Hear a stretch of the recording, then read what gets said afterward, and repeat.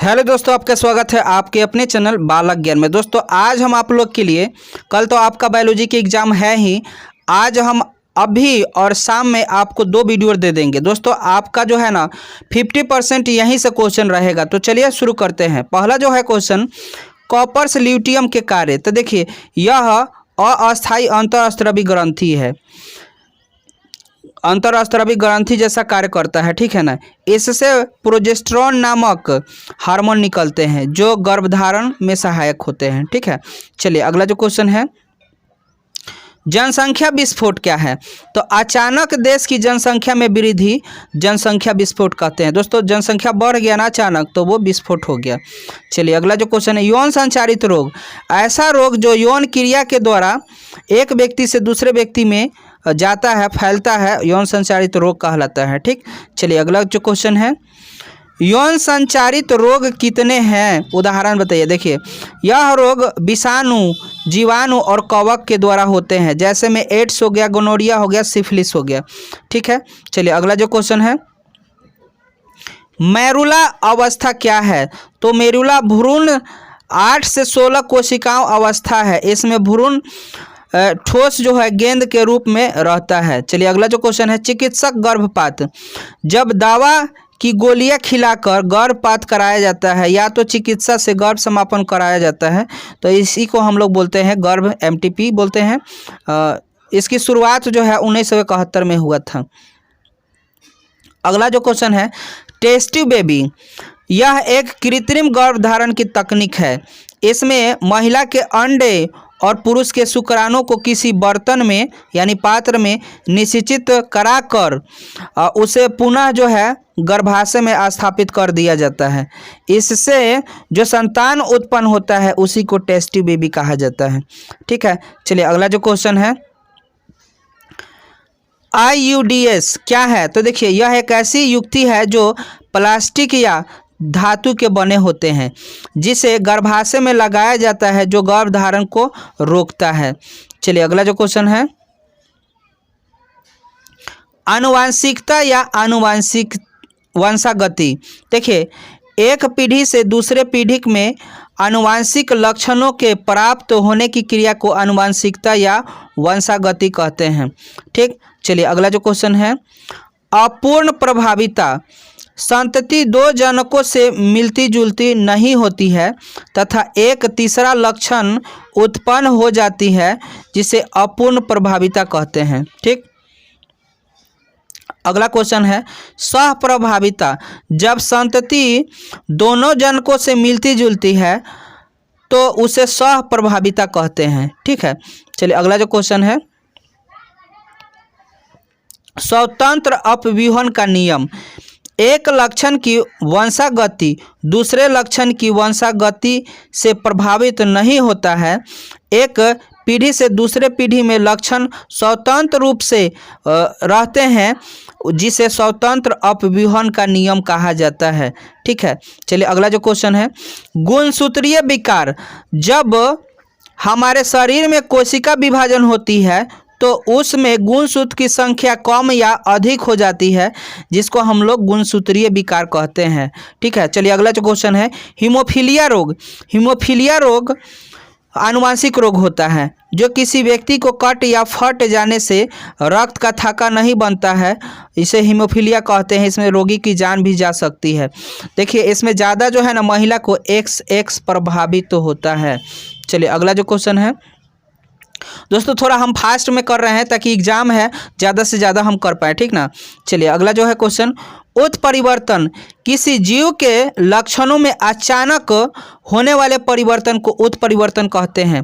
Turner syndrome, यह एक आनुवांशिक रोग है जिसमें पुरुषों में गुणसूत्र की संख्या यानी पुरुष से कोई जीवों में, ठीक है ना, कितना हो जाती है, 45 हो जाती है, जिससे क्या है, पुरुष जो है स्त्री जैसा, जिससे स्त्रियां बांझ हो जाती है, पुरुष के देखने के लिए असर मिलता है, ठीक। चलिए अगला जो क्वेश्चन है, क्लेनफेल्टर सिंड्रोम, यह एक प्रकार के आनुवंशिक रोग है जिसमें गुणसूत्र की संख्या 47 हो जाती है, जिससे पुरुष भी स्त्री जैसे दिखने लगते हैं। ऐसे पुरुष नपुंसक होते हैं। चलिए अगला जो क्वेश्चन है, डाउन सिंड्रोम, यह आनुवंशिक रोग है।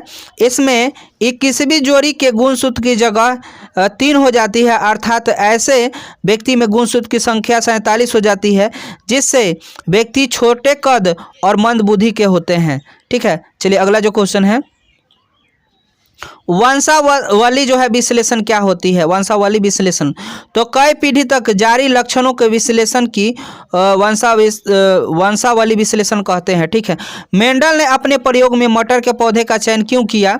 तो मेंडल ने अपने प्रयोग में मटर के पौधे का चयन इसलिए किया क्योंकि यह एक वर्षीय होता है तथा इसके विपरीत गुण होते हैं। दोस्तों ध्यान से पढ़ के जाइए, एकदम 100% ठोक के आइएगा। चलिए अगला जो क्वेश्चन है, न्यूक्लिक अम्ल, तो देखिए न्यूक्लिक अम्ल लंबी कड़ी के पॉलीन्यूक्लियोटाइड बहुलक से बनी विरहित अणु है जो प्रत्येक कोशिका में स्थित रहता है। अगला जो क्वेश्चन है, डीएनए क्या है? यह डीऑक्सीराइबोन्यूक्लिक एसिड है।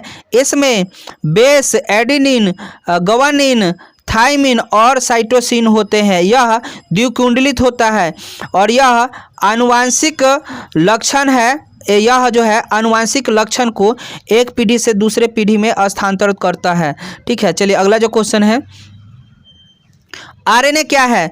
तो यह दोस्तों जो है राइबोन्यूक्लिक एसिड है। इसमें बेस थाइमिन के जगह पर यूरासिल पाए जाते हैं और यह प्रोटीन बनाने का कार्य करता है।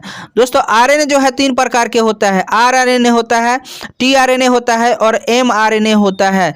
चलिए अगला जो क्वेश्चन है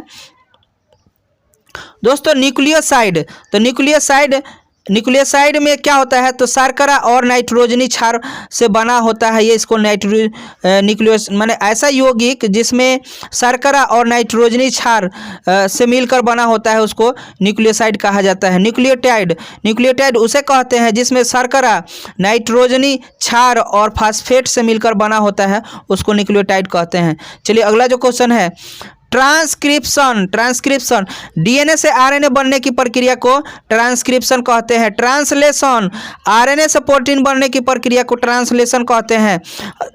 अगला जो क्वेश्चन है, एक संकर क्रॉस, जब 2 पौधे के बीच एक इकाई लक्षण के आधार पर संकरण कराई जाती है उसे एक संकर क्रॉस कहते हैं। चलिए अगला जो क्वेश्चन है, जैव विकास, जीव विज्ञान की वह शाखा जिसके अंतर्गत जीवों की उत्पत्ति तथा उसके पूर्वजों का इतिहास तथा उसमें समय समय पर हुए परिवर्तनों का अध्ययन किया जाता है, जैव विकास कहलाता है।